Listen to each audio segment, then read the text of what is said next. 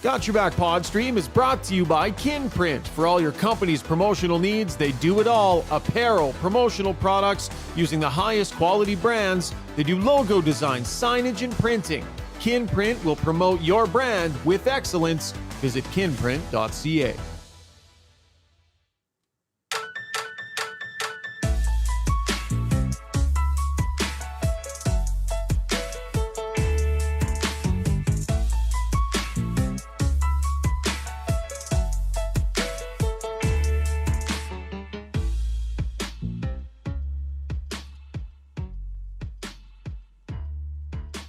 Live post-game live stream edition. Jason Strudwick standing by, getting set to break down a 6-4 loss by the Edmonton Oilers at the hands of the Tampa Bay Lightning. The Oilers choke up a couple of leads. That's a little more what we've seen through a bunch of this season. What'd you think of their effort? Seemed to me like they were working pretty hard, but that was not the result they were looking for. Going to break it all down. Sherwood Buick GMC, our proud title sponsor here on Got Your Back. If you missed their Friday the 13th event, they got another great one coming on down the pipe.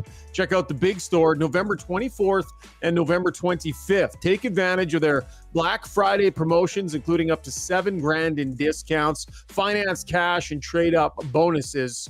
So they'll do a bunch of different things for it. If you mention that Got Your Back sent you, you'll get the bonus pricing. You'll also get 3 free ultimate detail packages on a new or used vehicle. So visit Phil and the crew in Sherwood Park or online, www.gmcpod.com. Coming to you from the Long Shot Studio. Got to do another on location. Eyeballing later this month.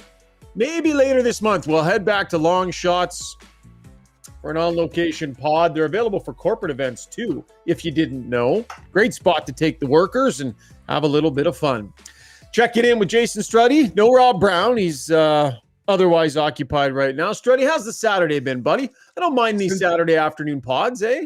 I love it. I love it. It's been a busy week or busy day for me, a lot of coaching, but I love doing that. So coached a game, coached 3 hours of first shift for the Oilers, and watched the Oilers game. And I got another game tonight with my other son. So, oh man, lots of hockey today. I'm dialed into the hockey world. Dialed in, buddy. Yeah, you're rocking and roll. And you're full head coach, like you the guy, or you?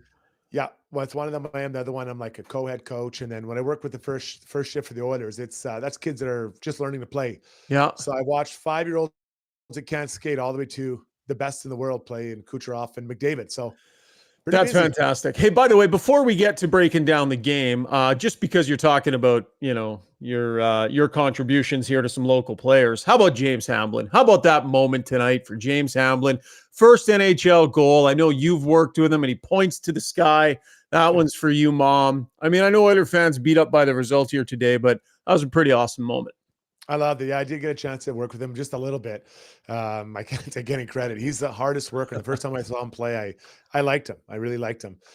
So that moment is so special. He's been like just begging for that. So I think every Oilers fan, and even I got a little choked up watching that today. It's a good moment for him and his family. Yeah, his mom, Gina, lost her battle with cancer back in 2017, so he scores the goal. You know what? Let's go off script here before the breakdown. Let's go to the Weiss Johnson soundbox. Here is Hamblin. It was obviously a very exciting moment. I just pointed to the sky. I think my initial thoughts are straight to my mom. I think I've had that celebration in the bank for a few years now, and so I think it was a weight off my shoulders to finally score the first one, and like I said, the first thoughts were just straight to her. Congratulations, James Hamblin. Unfortunately, it wasn't in a win, but a big moment for him and his entire family. All right, Struddy, let's get to the breakdown.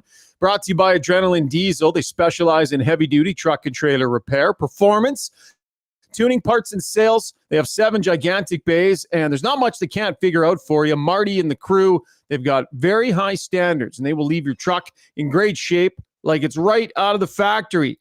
Check out all they have to offer, adrenalinediesel.ca. So the Oilers get off to a real nice start, Struds, in the first period. They work themselves out to a 2-0 lead with some depth scoring. Derek Ryan, James Hamblin, and you're thinking, okay, yep, they're feeling it. They're feeling their mojo. And then not that it changed the entire game, but a decision made by a guy that I know you're chewing on a little bit here right now. Listen, I loved when guys fight. I think it's always great, but you have to understand the timing of the game. So it's 2-0. You just scored the 2-0 goal. You've come out, I believe the shots at that time were 12-4. You're really controlling the game. They put Austin Watson out there. He's not going out there to score a goal. He's not going out there to do anything except to try to change momentum. And you could tell right away he's looking for Vinny. And Vinny, you know what? I get it. You're a big guy. You're excited. You want to get in the fights. That's when you have to skate away. Say, "Bud, now's not the time. I don't care if you're a rookie. I don't care if that's, the toughest guy in the league. You skate away and say, now's not the time," because it just gives them a toehold, right? A toehold back into that game. So I did not like that time to fight. I was in that time, in that situation many times. You have to know when they're coming for you. You have to know it. Get away from it. Okay, devil's advocate here, and you tell me, because you played this role and you know this. When you are a guy who's still establishing yourself in the league and there are veteran guys that are around and, the guy looks at you and says, "Hey, I need one here, buddy. Let's go." Sometimes younger guys, well, not younger, but guys that are still getting established in that way, you almost feel an obligation of some sort, like the code is attached to this in some way. And I would suggest maybe some of that was what was going on with Darnay, or is that all bullshit in the middle of a game that your team desperately needs to win? I look at the veterans on this team that fight. Nurse, Kane. That's it. Yeah, it's a pretty small list. You go, "Hey, buddy, he's coming for you. Skate away." You let him know that that's what's happening. That's the job. You need to talk to him. And again, I'm not blaming this loss on him, but right. It just gets a chance to get back into it. So looking forward, I hope that Nurse or Kane come over and say, "Buddy, unless he does something to someone, just skate away. He's just trying to get into a fight." So the veterans need to show him the way. Yeah, no, I don't disagree. And I'm not going to criticize a guy or go too far criticizing a guy who's willing to do it, because there's not enough guys on this team that will step outside that comfort zone and respect him for doing it. But I agree, game management is an issue in that moment. And you probably got to say, "Nah, bud, we'll check in later in the game." But I think momentum is a big thing. And I agree with you, Struds. I know you're going to talk a little bit more about game management coming up a little bit later on in Struddy's world. So 2-0 at that point, then bang, bang. A couple of goals there to tie it up at 2. I didn't like Bouchard, the play on the puck in the offensive zone there on the 2-2 goal, right, where Kucherov came back and ends up getting that even strength goal. What do you think? What happened to the Oilers here? Was just a sag, or what'd you see? It's something we kind of see quite often, and that's, just understanding where you're at, right? Like, so at the end of the first and after the second, I think it was 2-1, 3-2. So they're in a good situation. They're in the driver's seat. Tampa's trying to get it going, but it's not like they had a ton of shots or a ton of great chances. So you're trying to find your way. They're trying to find their way. And you're in a lot of ways kind of getting the game you want. It's an ugly one. Think about the goals the Oilers scored, their 3 initial goals. Yeah. From 2 guys you're not expecting from. And, Hamlin's was just a hardworking one. Derek Ryan's first one was very lucky. The second one, I don't think it hit his stick. I think it went off his foot. So those 3 goals, you're like, "Okay, we're getting production from guys you don't expect. This is a beautiful road game. Let's just get this, keep it moving, keep it forward." And, I hate to bring it up again, Schauger, but these are the types of games that the coaches, well, the short time he's been here, the players specifically have talked about winning, going into the third of the lead and locking it down. They were unable to. There were a few other reasons why, but they're unable to keep that lead, buddy. And that's really tough. Because, man, you win that first game of the road trip. Oh, man, we got 3 games. We can get rolling. Instead, you feel like you lost points here. You feel like you gave them away rather than lost 2 points. Going to the Weiss Johnson YouTube mentions here, Chemo Man says Bouchard is the definition of a dichotomy. I have it written down in my notes, the 2 sides of Evan Bouchard, right? So good in the offensive zone, that shot, so heads up, can make those great plays, but then he just doesn't seem to sense danger. And I think there were 2 examples tonight, Struds. Maybe I'm being too hard on him. You tell me. I think there were 2 examples where it directly led to goals, where his sense of urgency and his sensing danger just wasn't where it needed to be. And as a result, it's odd man rushes and he's in a tough position. Yet at the other end, he can be so offensively brilliant. I think we saw the 2 sides of Evan Bouchard tonight again. Well, let's start on the good side. His goal was incredible. Like that goal, he just walks in and it was kind of him versus the goalie and he rips it by him. Like that was a great goal. But you're right. A couple of those other situations, the pinch, he could have jumped a little harder maybe and gotten there.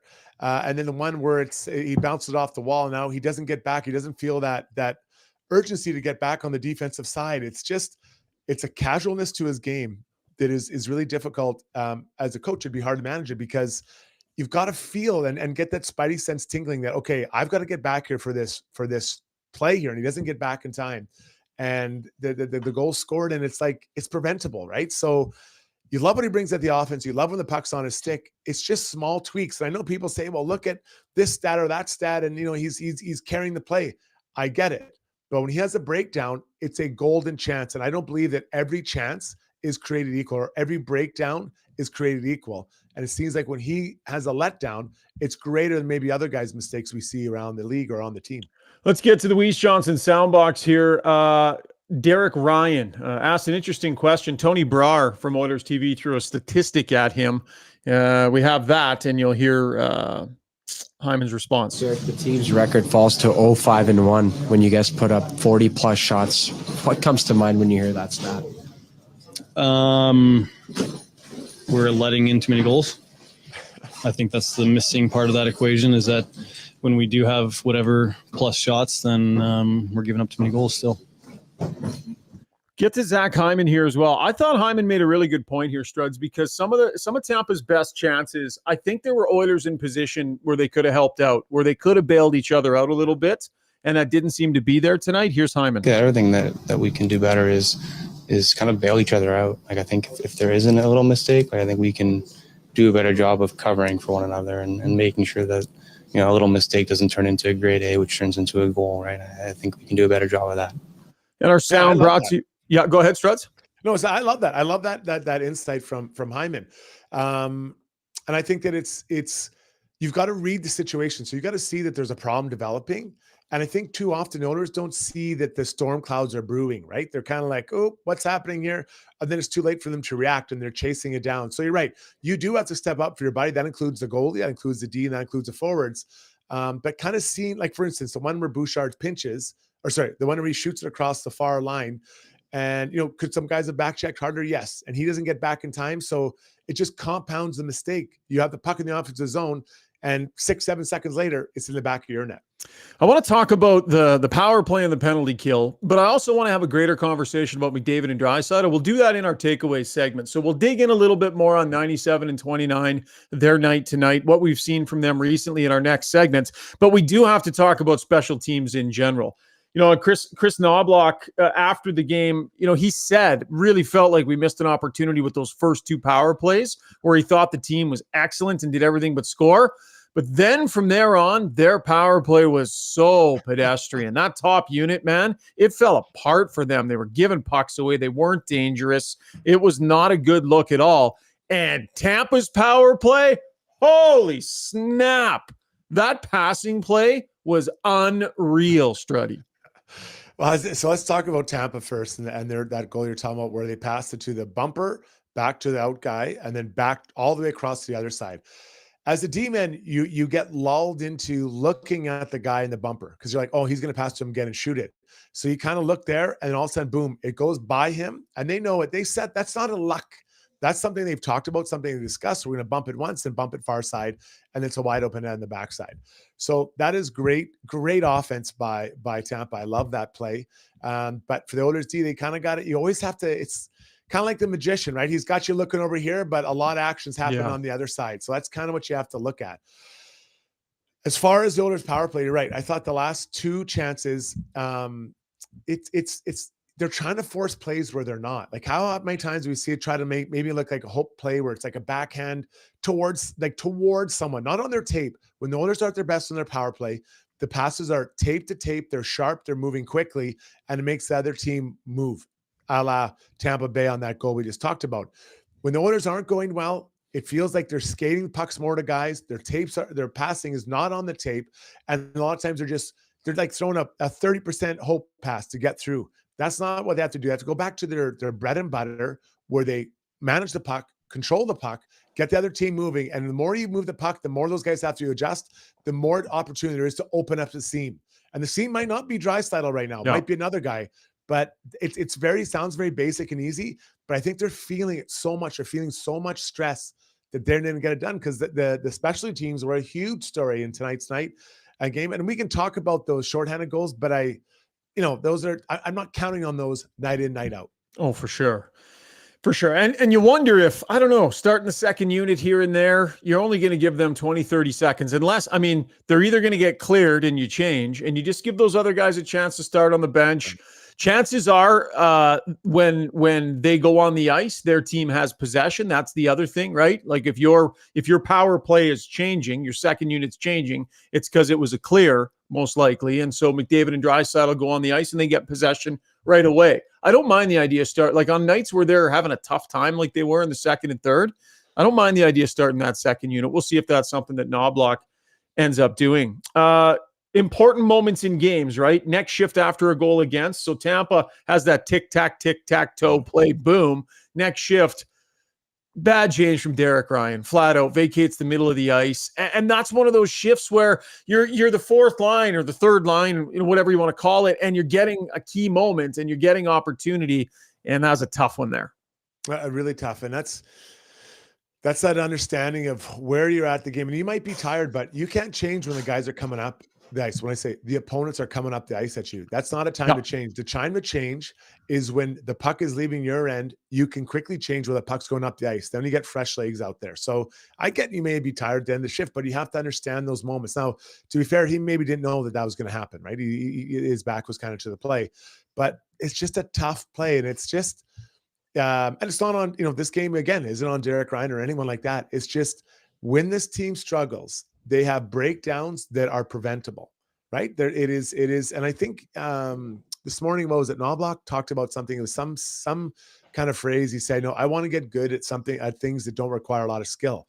Well, that's what he's talking about. Those are the plays he's talking about. Those are just understanding the moment, understanding where you're at, where the puck's at, how your team is, all those things. And you have to develop that. And it's not one guy. This is, quite frankly, I think it's kind of spreads through the team. All right, going to get to the Weiss Johnson Soundbox one last time. Until December 1st, receive a complimentary duct cleaning when you buy a new furnace. This exclusive deal allows you to not only upgrade your heating system, but also improve the air quality in your home.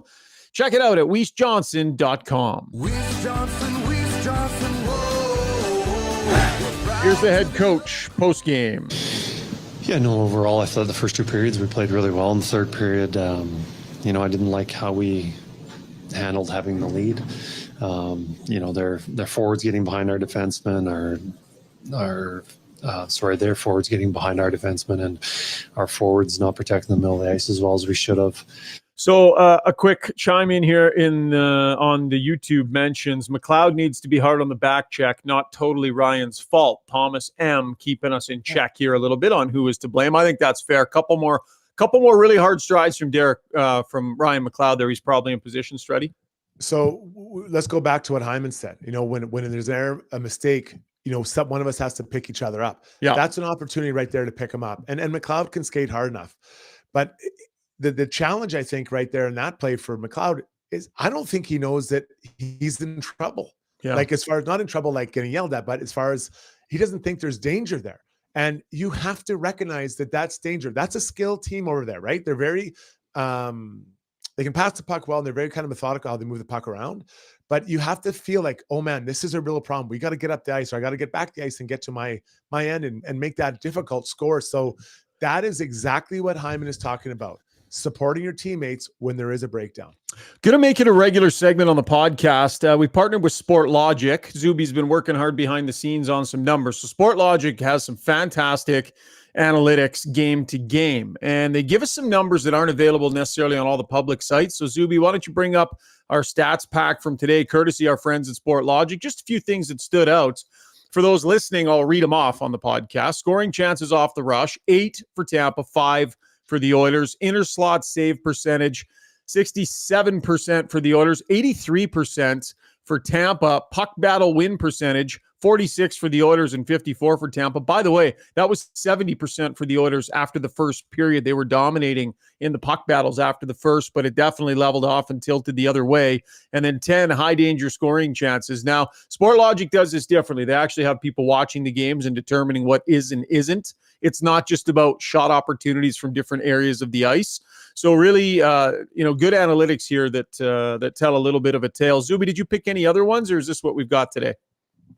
I threw that inner slot save percentage in there. I thought that was that one was a Zuby special. The goaltender throws the goaltending stat in there. Struds, any thoughts on that? Yeah, I do think that Zuby always overevaluates the goaltenders. Or you're talking about the stats he did. Yeah, exactly. No, I mean, yeah. So I do gravitate towards those save percentage. I mean, I think the last or the second last goal, that's one I think that he's got to make the save on Skinner, right? I think that's a redirect that he can get his mid up on. I think that's it. I remember when we played, we tried to limit the high danger scoring chance. I think he tried to keep between 8 and 12. So I don't think this is way out of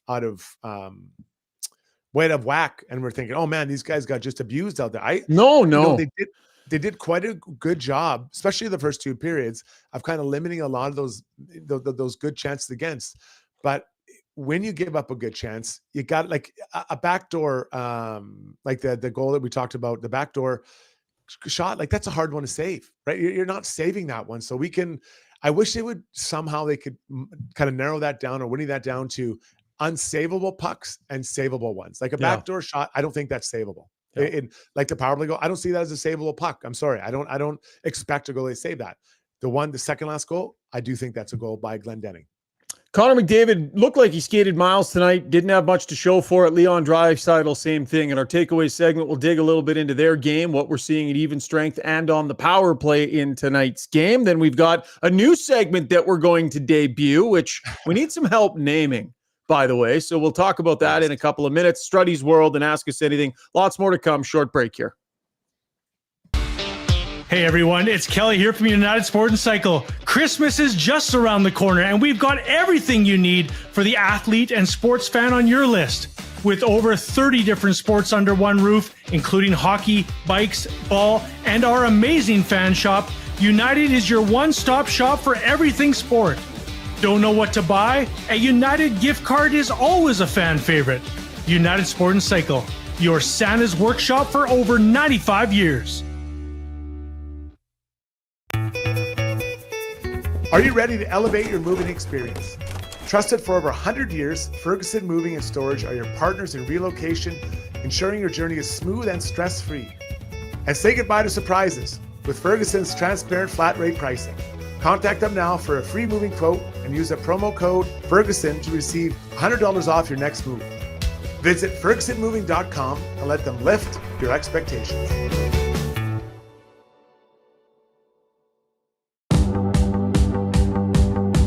Winter is upon us, so why not make the best of it? Marmot Basin Ski Resort is where it's at. Ski half price every day, no blackout periods. Pick up your escape card for $99 and make winter fun more affordable. Half the price, all the powder. Get yours at www.skimarmot.com.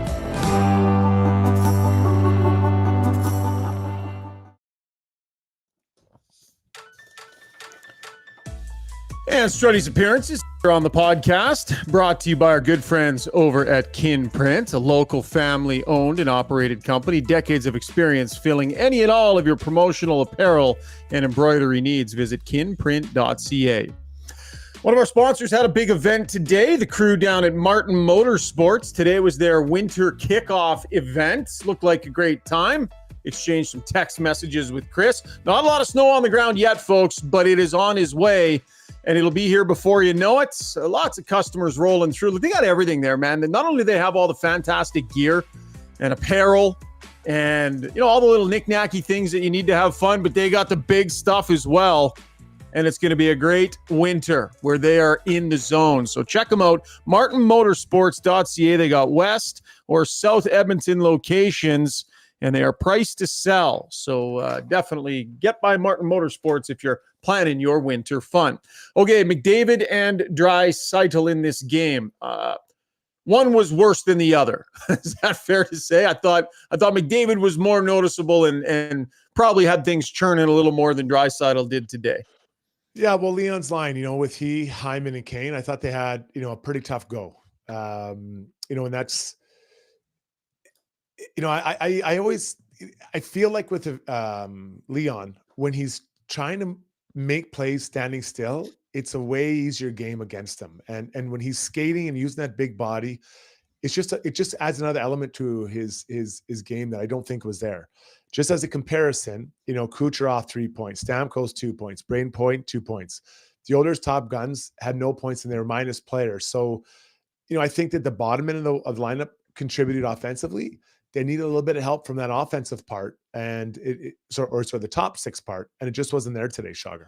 He didn't get killed with matchups at even strength either. Like Cernak and Sergachev were the D pairing that were on the ice. But Mott, Janot, Asamont, kind of the main forwards that he was out there against too. So that line was actually in some decent matchup situations and probably should have been able to get more done at even strength. His final stats line here today was pretty. I think he was -2, a single shot on net, 3 attempts. He was good in the face-off circle, but he just seemed to be on one of those nights where he was kind of the big circles as opposed to the stops and the starts where, rather than going and getting it, he kind of gets frustrated that it's not coming to him. And he's been good lately, right? He's been a big part of this team's, success over the last few games, but he got back over onto the wrong side of it today. Yeah, he did. And you know what? You're not going to play good every night, right? Yep. But you just, when you have the performance you did from some of the guys, Ryan and they were able to score 3 goals kind of from unlikely sources. If you can get 1 or 2 from those top guys, that's 5 goals. That should be enough to win you a game. You know what I mean? You just that's kind of how you look at it. So it almost feels like a free night that kind of got away from the Oilers. And again, I'll say it again, you want to win that first game of the road trip because it takes so much pressure off. Now you're probably thinking they got to win 2 of the next 3 on the road to get just to 500, Sugar. So over to Connor McDavid, on the power play, this is why I think with McDavid, he's been hurt and working through something this season. There was talk about it being a hip. We all saw him kind of pull up and grab the hip, and then he missed some time before. I think he probably rushed himself back to try and get into that game, that outdoor game for sure. But it feels like it's been in the hands a little bit because the power on the shot and the number of times we've seen McDavid give pucks away. Like it's been more this season than I think we've ever seen in his career. Just he makes plays that just he's not able to thread it through in the same way. It feels like it's in and around the hands. And I thought he'd been looking better on that front here the last few games, but looked again like I'm not trying to give him an excuse. I'm just saying he's giving the puck away more, Struds. So I'm going to follow up on what you're saying, tell the exact type of play you're talking about. They had a power play in the third period. He gets the puck to the right of the goalie, kind of around the hash marks. I believe it was Hedman, a big guy, takes up a lot of space. In the past, McDavid would pass through or around the defender. He passes it and it's knocked right down by Hedman's stick. And it's like it was 5 feet away from him. He just shot it right into the stick. That is not what McDavid has built his reputation on, right? His skill set are different than that. And I think I don't know if it's injury. I'm not sure. I feel like he's trying to force things that aren't there and looking for kind of like seeing ghosts where they aren't, right? So that is the exact play that I see. And I talked a little bit about the power play before. Sometimes just take what they're giving you. When you're not feeling it, you don't have that touch, just move it up to the D. The D can slide to the middle, throw it back to you, and you can go back door to Draisaitl or whatever it is, or just take a shot, right? But just trying to do a little bit too much when you're not feeling it. And it's incredible to think a guy that scores as much and has much offensive ability as McDavid maybe isn't feeling it right now or has an injury, whatever it is. There's maybe a more direct route of play for right now until that comes around for you. MB says McDavid is not hurt. People are just saying that to feel better. We know he's been battling through something. He missed games this year. Shane Matheson says, just wondering why 97 got the he's injured excuse and Leon doesn't. His puck control is off like he had a wrist issue. Both have been stinky, though. Neither should have an excuse tagged to them. Expectations are high, right? And guys have to work through things, but it's just so odd to see 2 of the best puck handlers on the planet struggling.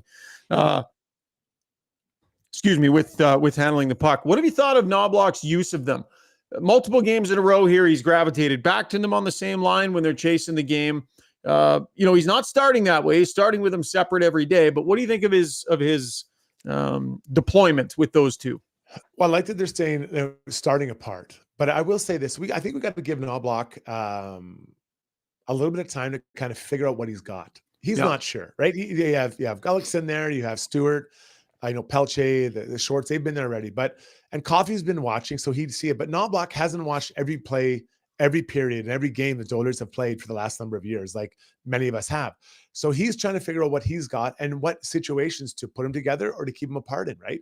And on top of that, he's trying to win games with a slightly, depleted lineup when you don't have Holloway, Connor Brown coming back tonight for the first time and trying to find his wheels. So I think that, we have to allow for some time, and I expect for some time he'll be moving things around, just small little things here and there, and then kind of figure out what he likes and doesn't like when guys are together and what time of the game, because, putting them together start the game is much different than putting it together in the second period or third period, or splitting them up for that matter. Yeah. Notice that he had Kulak on the ice there with a couple of minutes left with Ceci, I believe.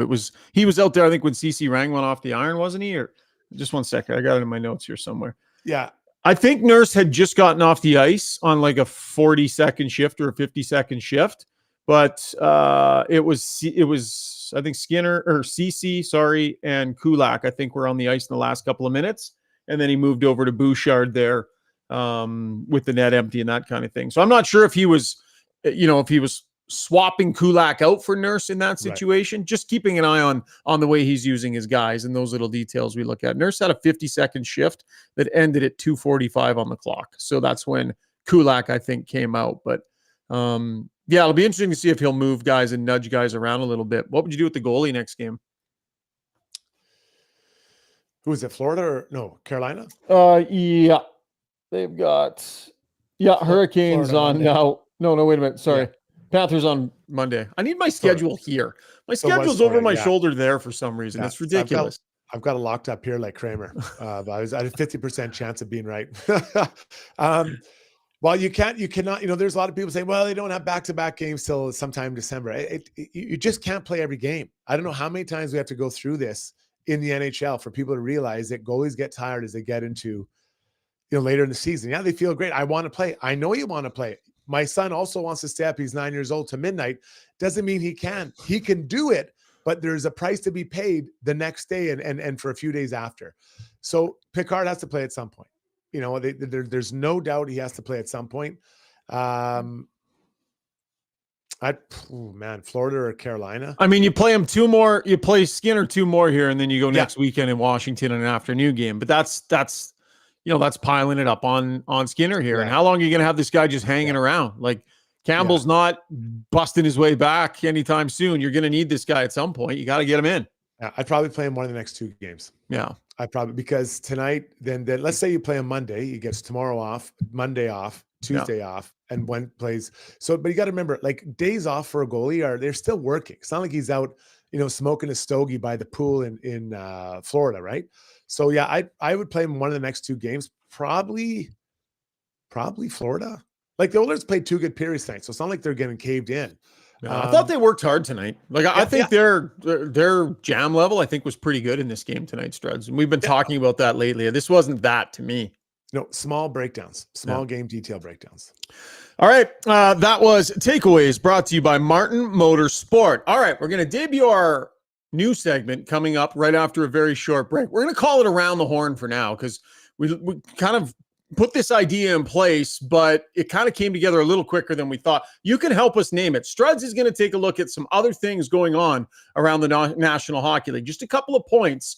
Figure we can maybe take a little gander outside Edmonton here and there for one segment per podcast. So Around the Horn, or whatever the hell we're going to call it, with a new sponsor, is coming up right after a very quick break. The Edmonton Sport and Social Club is YEG's top destination for adult recreational sports, offering over 20 different options, including ball hockey, indoor volleyball, pickleball, and now ice hockey for all you fans out there looking to lace them up for the first time or get back into the game after a few years off, like Struddy. Sign up by December 13th for the winter season beginning mid-January at edmontonsportsclub.com. If you're looking for a night out on the town and want to make sure you and your fellow fun lovers arrive safe and in style, call Ahmed Enterprises. With their stretch limos and party buses, they can accommodate groups up to 22. Servicing Edmonton and area, Ahmed Enterprises provides luxurious, reliable, professional transportation. Whether it be weddings, parties, casino nights, game night at the arena, or any occasion, give them a call at 780-231-6018 or check them out online at ahmedenterprise.com. Mention Got Your Back sent you to get 10% off your luxury ride.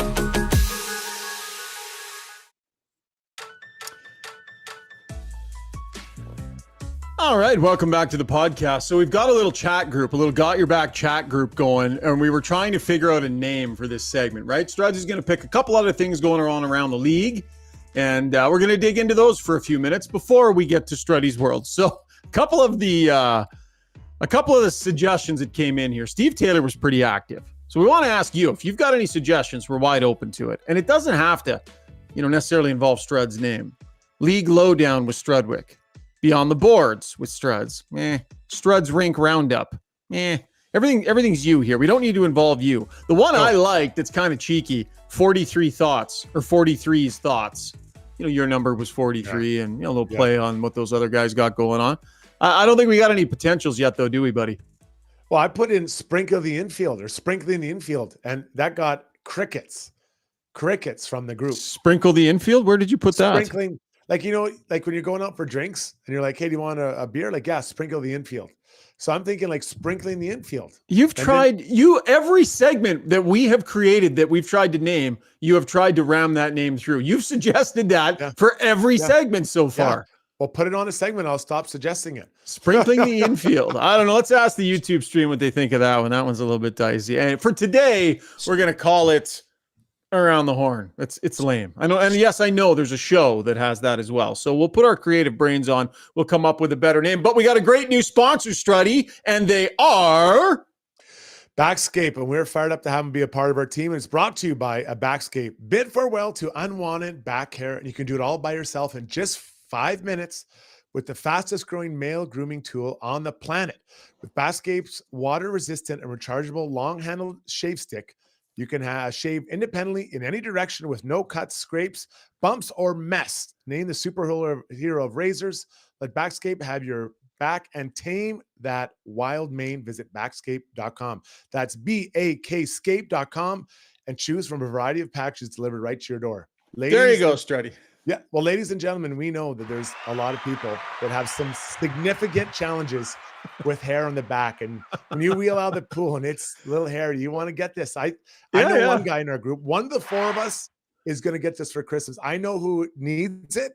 I won't mention their name, although they're maybe not on the pod right now. Right now. Yeah, exactly. Well, I've been chatting with the crew from Backscape. I don't know if you've seen this thing, man. It is everywhere right now. Like, remember a few years ago, that other male grooming product all of a sudden poked its head up all over the place? Well, this one has been all over the place. So I've got a shipment that just arrived. Haven't had a chance to try it yet, but I'm not too proud to say I could probably use the product a little bit. So we'll give it a go and give you a product review. But big thanks to the crew at Backscape for coming on board. This isn't going to be a really long segment to every podcast, but there's just a couple of things that have happened around the league. Struds, you're going to be the driver of this segment. Kind of what's on your mind in terms of around the league, and you want to get it started with some big picture, little conversation about 3-on-3, buddy. Yeah, so there's been a lot of talk about the idea of 3-on-3 and changing it. I don't like how teams have evolved into puck possession. So they're starting lineups like we saw the other night with 2D and a center like the Oilers did. Yeah. And then once you get possession, you switch out the guy. And that's fine. The changes, we're not going to get rid of that. But what people are suggesting is that if you go in the zone and then you come back out to keep possession, that there's some kind of, whether it's you lost the possession or there's a face-off or whatever it is. And there's a lot of people pushing back on that. I'm not sure why they want to push back. They say that what'll happen is it's going to take away scoring chances. I ask them, why do you think that those guys are coming out of the zone? It's because they had nowhere else to go. They were jammed up. They had no other play. Right. And what they didn't want to give up was puck possession. So that's why they're coming out. They're not going out because they feel good and have all the space and time. So I would be in support of this. I think that once you're in the zone, you have to stay in the zone. And it'll create more of what we like in 3-on-3, which is crazy, wild breakdowns, chances all over the place, Shogger. I would support this wholeheartedly. So you have to stay in the zone. Once you cross the blue line, you're not allowed to carry it back out. 100%. Now the problem is, how do you do it? What happens if you do? Well, I think that unfortunately, it'd be like a reverse offside, and then there's a face-off, which is defensive zone face-off. So you want more whistles? Let's get more whistles in the game. Yes, but it won't take long for people to figure it out. Guys adjust. So if that's what happened, it's a reverse offside. It's in the offensive zone for a face-off for you. What about the ball hockey rule? Once you cross the blue line, the red line becomes the blue line. So you can regroup at least back to the red line. So what you're doing again is creating more space. I want things to be tight, because when it's tight, like this, there'll be someone will fall down, boom, now it's a 2-on-1 the other way. The more space, the more you control it. So players are trying to control the puck. That's why they go out of the zone. They want to control. They don't want to give up possession, which I get. But if they felt that they could attack, they would attack. So that's what is being lost here. And people that they don't understand how it works. They're trying to create space. You want them to take away their space, so they have to attack. Then there's a turnover. Now we got an on-man rush the other way, Shogger. I was spitballing ideas on this with Mike Johnson and Pierre Lebrun on our Got Your Back NHL pod this week, and I suggested you're not allowed to carry the puck back out of the zone. You have to pass it back out of the zone. So like you can't regroup with it on your stick. You got to look back and pass it. Mike Johnson said it was the dumbest idea I had ever come up with on the podcast. So he liked that. I did have one though, and I actually did come up with it at the time. I hadn't heard it somewhere else. So I've been thinking about this. 2 changes to overtime if I'm in charge. Here they are. Number 1, 8 minutes. Extend it. Way better than a shootout. Shootout's an abomination. Give them some more time in overtime. We'll see more players have to get out there, and we'll see more goals scored. And 2, get rid of the long change. If you get rid of the long change, a lot of times teams are regrouping because it is so hard to change in overtime. You regroup, you let everybody get to the bench, and then you're waiting and waiting. Get rid of the long change, make it easier for guys to change. That's fine. And some of those regroups will disappear. 2 practical changes that don't mess with the integrity of the game. Well, I'll disagree with you on the long change, because I think that's where you find problems, right? Bad changes, things happen. I think that creates more chaos, which is what I love about 3-on-3. I love the chaos. But that's why teams play safe and they always back out and regroup. Those big, long, annoying regroups. They're trying to get rid of that. But if you follow my way of not bringing pucks out, there'll be no issue with that, right? There's no sense. So you are fundamentally changing the way the game is played. That is a fundamental abomination of the game as we know it. It is, buddy. It's not. What I'm doing is I'm making teams attack the net. And because off of that, either you score or there's an on-man rush against. How often do you have someone attack the net on the offense zone and it's not an on-man rush the other way? Pretty rare. It happens a lot, right? Okay, so Strud, let me ask you this then.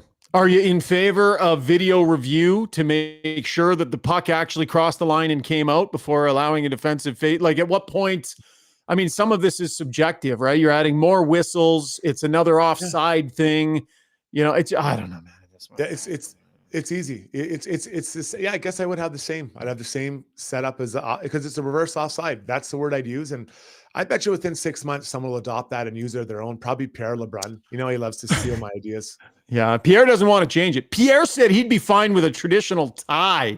That's how old school Pierre Lebrun is on this. Okay, you're going to have your chance to chime in our Ask Us Anything segment. I see lots of great points coming in on the stream. We'll get to some of those. What else you want to hit on, Struddy?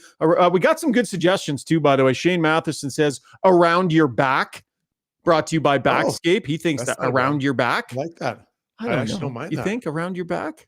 Well, I don't know. It's better than anything we put forward. Not as good as sprinkling the infield. I mean, this is the thing is we'll want to have Backscape forever as a sponsor. We would love that. But if ever they're not, does the name still make sense?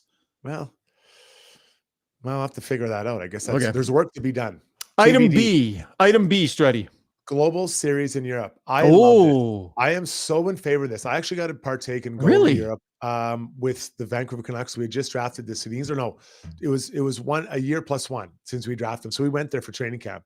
We had a lot of Swedes in our team, and I can't tell you how much I enjoyed that experience as a team playing as an NHL player in Sweden. Now we played your Swedish teams, and they were kind of like exhibition games. Well, they weren't they were exhibition games, but I think for the NHL to go over there and for those players, whether it's, a German player, a Swiss player, a Swedish, Finnish, to be able to play in their home and for them to have that experience at home. I think that's absolutely fantastic. So I'm fully in support of this happening more often. Going to Australia, that might be That's far. a little bit too far. Oh. Japan and stuff, I think, again, that's a little bit too far. Even the far side of Russia, I think that's too far. But the European one seems to be able to hand it. The NFL's done it. I know the NHL's been doing it for a while, so it's not like this is a new thing. But I would even be supportive of more teams doing it, especially when there's like big stars like we see with Leon going over there to Germany. That's a major dent in your schedule. Like going all the way to Europe and back, it's going to mess you up. Yeah. It's going to mess with your circadian rhythms in your sleep and all of those things. It's a big sacrifice for teams to go over there. I would not want to do it if I were a team. I'd be like, I got playoffs to worry about. I got this, I got that. Greater good of the game. Sure, ask someone else. But that's not fair. I think everyone has to do their job, have to do their part. Well, only 4 teams are doing that this year. Right. I know, but that's over 10%, right? And if everyone kind of takes their turn, and you got to keep in mind, I see like when we went back there, Marcus Naslund, the Sedins, although they had been there, the pride they had to show their country and show what it's all about to their teammates and for them to play in front of their home crowd as an NHL team, it goes a long way. So I think it also builds some goodwill with the European players. Now, I'm not in favor in NHL putting teams in Europe. I am not in favor of that at all. I think that would hurt the local leagues there. Right. But I am in favor of them going for games like this. Interesting stuff. All right. Love it. Love the segment. Stepping outside Edmonton a little bit. That was Around the Horn, brought to you by Backscape. We'll come up with some better stuff. Davin, maybe with the gem of the day here. The reach around with Struds. Hard no. That's a hard no on that one, Davin. Hard no. Yeah. All right. Zuby, we got a quick break, right? And then Struddy's World. We're grouping real quick. You got it. Okay, so I've lost track of where we're at in our lineup. Struddy's World coming up. It's all about game management. You're not going to miss it. Like 30 seconds, we'll be back. Long Shots Golf is the destination for both golf enthusiasts and sports fans. Top-of-the-line TrackMan simulators provide a highly entertaining and accurate golf experience, while a full-service sports bar loaded with big screens and scratch kitchen make it a truly unique destination. They have locations in Sherwood Park in Edmonton. Experience the best indoor golf and sports bar in town. Visit longshots.ca. That's longshots with a Z.ca. Okay, heroes, are you trying to tough it out through a sports or life injury right now? Trying to prove your mettle by grinding through, gritting your teeth? Well, Redefined Health is here to say it's time to come on in. At Redefined Health, they'll high-five you for your toughness and then get to work on helping you fix the problem. Helping athletes and heroes find better balance, performance, and injury prevention. Visit redefinedhealth.com. When you make a mistake, heads should roll. It's not right. And I'm here. Someone has to put their foot down. Now that I say it out loud, it does sound a little crazy. Gotta look good.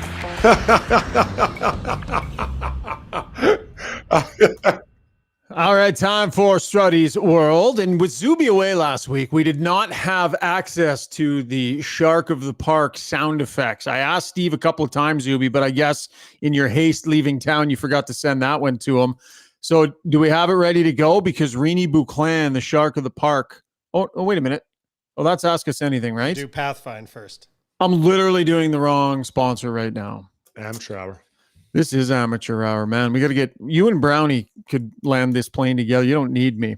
Pathfind is Struddy's World. The right coaching can turn your team into champions. With Pathfind's leadership coaching services, you're ensuring that your organization always brings its A game. Check out pathfind.ca to find out how you can lead your team to victory. Unlike me leading my team to failure right now with this subpar hosting. Struddy, be better than me. What do you got?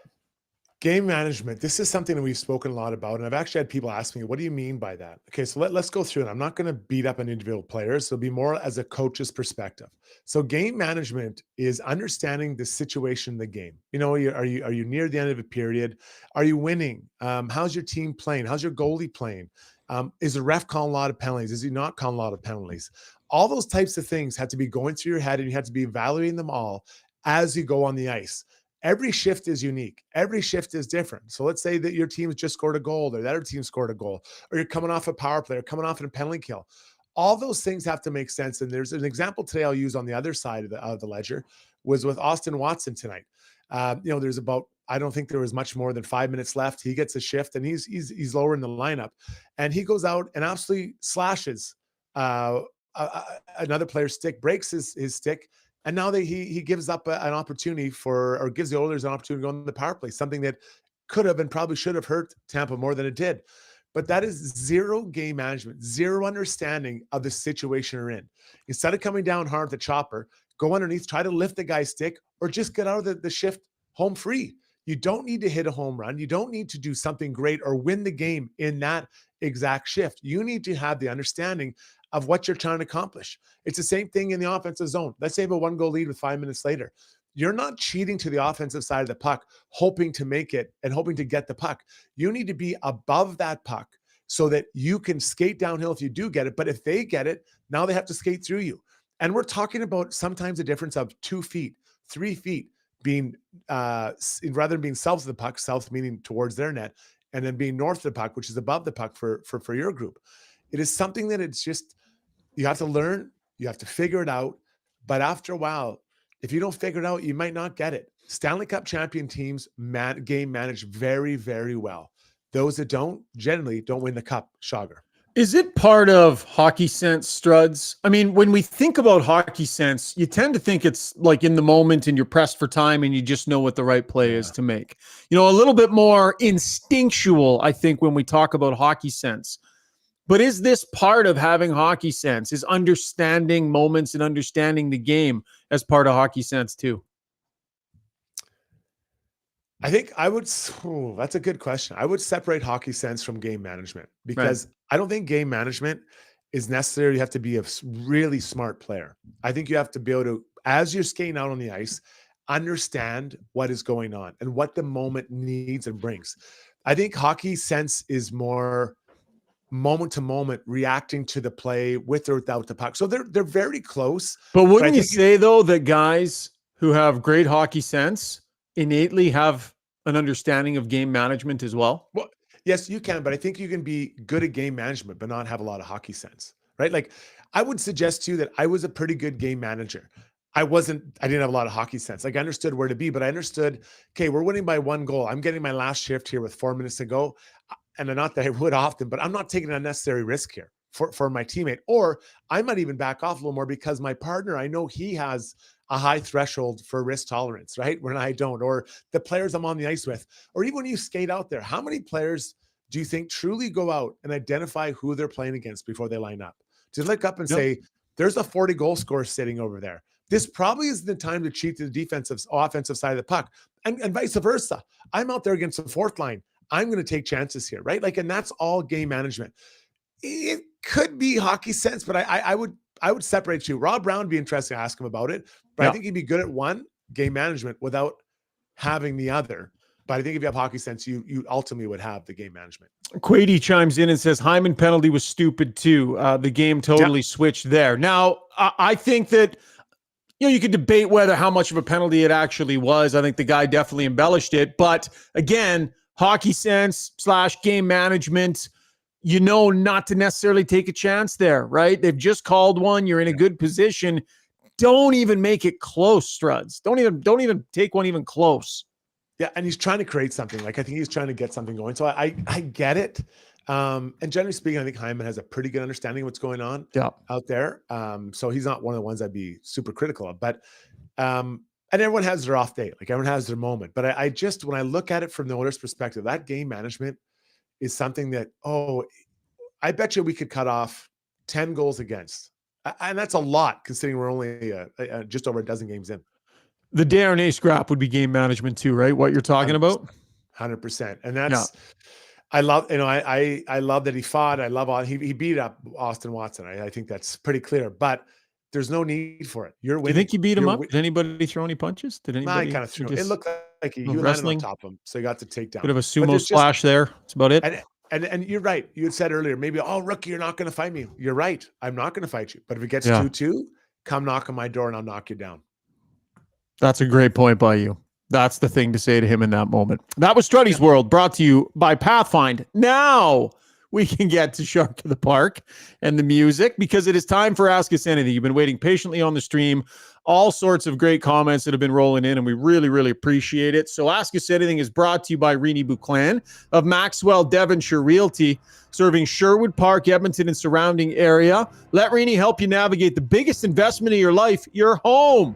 She works with a select number of clients to give you all the time you need to find that perfect place for you to call home. Give her a call today, 780-994-0280. That's Renee Buclan, Shark of the Park.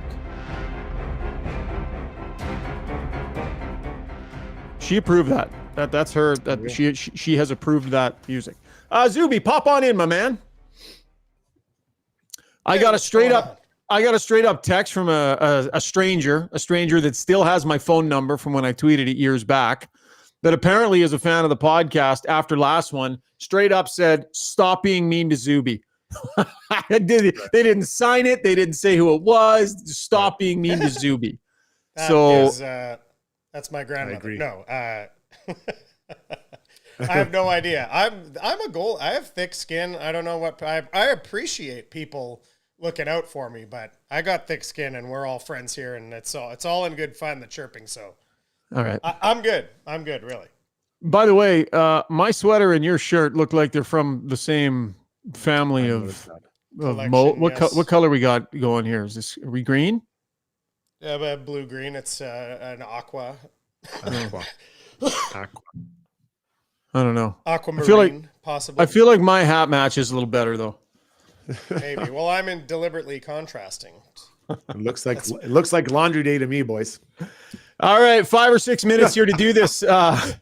Zuby, go ahead, and Struds, I'm going to let you handle a bunch of these. Okay, let's do it. Sure. Okay. A good summary from Michael Dahl. He says, same old story with this team. Too many giveaways, odd man rushes, bad changes, and ill-timed penalties. This defense goaltending will never win a championship. And if I could just piggyback that quickly, some stranger says, are these guys simply uncoachable? Because those are the same mistake, right? Same mistakes. New coach, same mistakes. What do you think, Struds? Well, I think we kind of handled this previously, but I do think that, I think uncoachable is a really hard label to give a player. I think that's you better be careful if that's the what you're giving a player. I think it's just the attention to it and just constantly being aware for 60 minutes, because it's hard. Like being focused for 60 minutes against a dangerous team like Tampa, it's difficult, but that is required to win games like that. And that was a winnable game tonight. JL says late power play with the game on the line and the top unit looked like the second unit. Simply unacceptable. What did you think about that, PP, specifically? Well, when I watched it, it was like, I was thinking, man, I can't wait for the second unit to get out. And that's kind of a scary thought, right? And I think that is, they're just not in sync. They're not in themselves. I think they're trying to force plays where they're not. And I would suggest that they make just simpler plays, straightforward plays. Take what you're given when you're not feeling it, rather trying to get it through an area that isn't really open when you're not feeling like it feels like they are right now. Quady, I'll take one here, Zuby. Struddy, Quady says, just gutted they blew this game. What a waste. Gave away the one they just stole from Seattle. This team is finding ways to lose. The question I'll bounce off of that with, Struds, do you think, like, does 3 wins put enough distance between them and the here we go again stuff that this team had been suffering from? Like, is this just they're playing better now and you're not going to win every game, so that's what this loss is? Or is this more of what we saw before? Well, the 3 wins gives you a bit of a breathing room, but the reality was this was a winnable game tonight, and they weren't able to get it done. So I think they didn't lose this game. I think they gave up 2 points. And when you're trying to chase back a lot of teams, this is a hard one to swallow, especially when you're on a 4-game road trip. So I think that they are playing better. I thought 2 first periods were great. They were leading after both the first and second period. What more do you want on the road? And then they get to the third and they weren't able to close out the deal. And that is something they talked about changing since the end of the season last year. And one of the things that reminded me of earlier on in the season, the scoring chances off the rush tonight. Tampa had 8 scoring chances off the rush tonight, right? When the Oilers they're not protecting the way they need to protect. Zuby? An interesting thing too, I saw a tweet yesterday, I think, that said, just you talking about those 3 wins buying some breathing room, but in the standings, it bought them nothing. Apparently they were 8 points out of a wild card, and those 3 wins, they were 7 points out. So it's so hard to climb. That's the slogging. Hey, that's what it is. Like, it is You're not going to make it all back. You're not going to get it all back in a week, right? So you got to just kind of, 7, then you try to make it 6. Maybe by Christmas, you're down to 4. Right? Like it's a battle, man, because everyone else is getting points too. That's why a night like tonight is hard, because now you could lose your next 2 and then go into Washington and win. Now it's a 1 and you get 2 points out of 8. Trent Walters said, this is a little bit in the weeds, but I thought this was interesting. He says, 0 questions as to why Derek Ryan wasn't out there at the end of the game tonight, despite all the questions about why Gagne wasn't on the ice at the end of the game when he had the 2-goal night in his first game called up. Both are fourth liners, scored on the same types of goals. Why is that different? Or do you guys think Derek Ryan should have been out there late?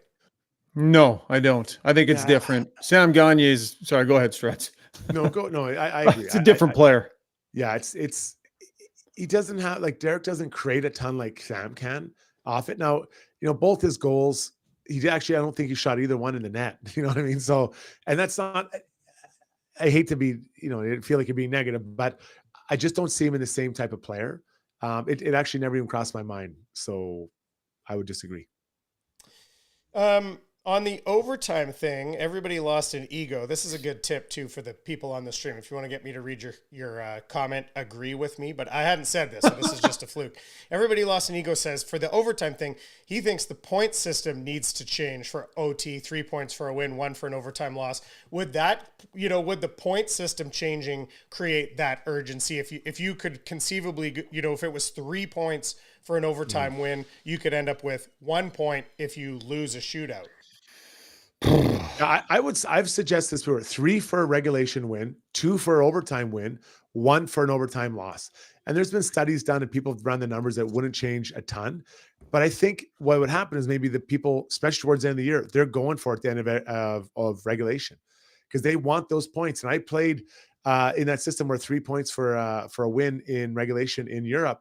And I could tell at the end, the intensity picked up a bit. So you want excitement. That creates excitement. So I'd be 100% in favor for that.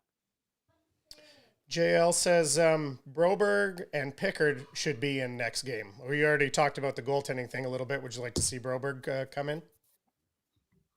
I think Broberg's got to play. Yeah, he's not coming. He hasn't come up here not to play. So I wouldn't be surprised. I mean, Florida, well, they got Bennett. They've got some bigger guy. I think Bennett's back playing, isn't he? They've got some players, and Tkachuk is pretty heavy, but probably Darren will be against Tkachuk.